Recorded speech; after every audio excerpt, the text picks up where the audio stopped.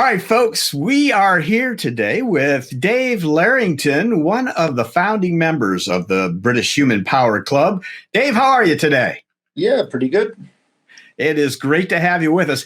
Dave, can you start out by telling us a little bit about the origin story of the British Human Power Club? Yeah, if we go right back to the prehistory, there was, I think you could probably lay most of the blame at the feet of Richard Ballantyne, who discovered HPVs and recumbents when he was in the US. And prior to the founding of the club, we did run a couple of fairly major events in the UK in 1980 and 81, I think it was, which consisted of 200-metre sprints on the seafront at Brighton and road races on a couple of different motor racing circuits in the south of England. And Richard had also brought back from the States an Avatar 2000 recumbent bike, which a friend of his, a guy called Derek Hendon, equipped with a fairing, full fairing, and this became known as Bluebell, and they took that back over to the States to race a couple of times, and I think it ended its life crushed into a fence post in the velodrome in San Jose. Undeterred, they built another one for the races in 1981, and that one got destroyed when it crashed at Brands Hatch. And come 1982, we hadn't managed to find a sponsor for a big event like the first two, but instead we managed to piggyback ourselves onto the Isle of Wight Cycling Festival, which was held over the Easter weekend in 1983, rather. So 1982 was a bit of a quiet year. In 1983, we went to the Isle of Wight for this festival, and this was where I first became involved in. It was my first HPV race. The machine in the main picture there was known as the Flying Greenhouse, which was a conventional upright tandem with a fairing made out of thin, clear plastic of some sort draped over it. It was pretty much unstoppable at road racing because it went around corners pretty well. In this photo, we see nearly all the wind cheaters then in existence. The designer and builder of same being Mike Burrows, notorious in HPV circles, and that is Mike on the left side of the photo, closer to the wall. Other people present is closest to the camera is Mike Cumberland, who was a fellow engineering student of mine at Imperial College in London. In the middle, closest to the wall, is Andy Pegg. Andy, for a long time, was Mike's number one works rider and was an early racing champion once the BHPC got going. Next to him is a guy called Andy Hingley, who's generally known as Nigel, after a cat that used to come into their bike shop in Norwich. And right at the back is me. This photo here is the front end of Bluebell, the third version of the fairing, which was very close to the ground and consequently got a bit banged up in the course of the races. This is Tim Gartside, who at the time held the two-wheeled world speed record. The outright records at the time were still held by the Vector three-wheelers in the States. Tim had done, I think, 57 miles an hour in the States. He's an Australian solicitor who was over in the UK for a couple of years.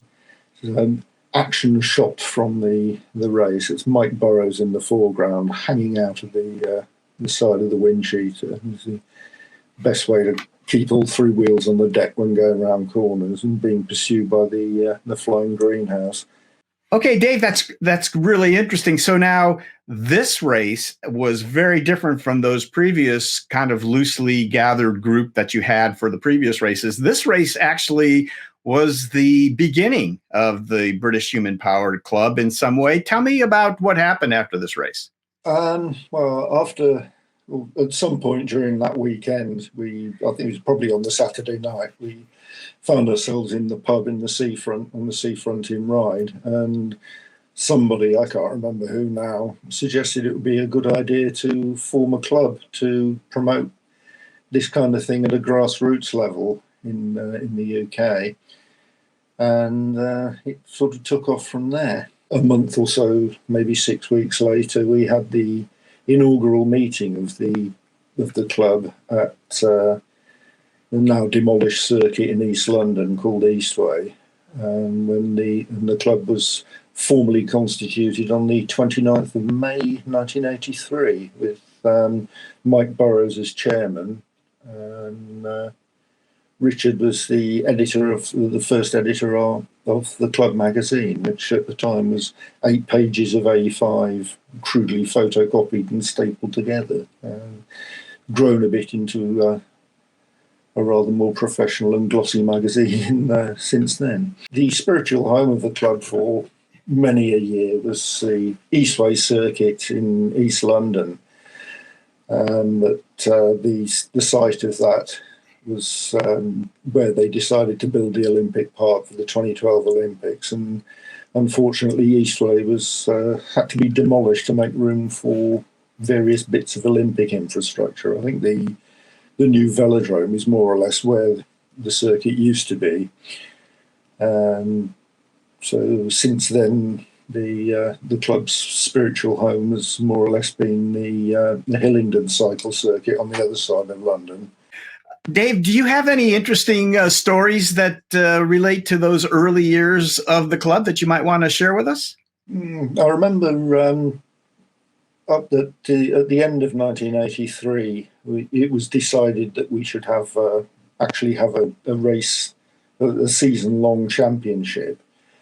And so I think, if I remember rightly, the first one of those was running at 1984 and was won by Andy Pegg, riding for Mike Burrows. And one of the prizes that he got was the right to set fire to the old Bluebell fairing in the middle of the track. So after the presentations of the rest of the trophies, we carted the old fairing out into the infield and doused it with paraffin and set it on fire, which made a lovely blaze. Because the old Bluebells were built out of wooden stringers with dope fabrics draped over them, and they built a new one from fiberglass and carbon fiber reinforced stringers. So the old one was surplus to requirements, so why not give it a Viking funeral? All right, Dave, thank you so much for sharing those wonderful stories and the origin of the BHPC.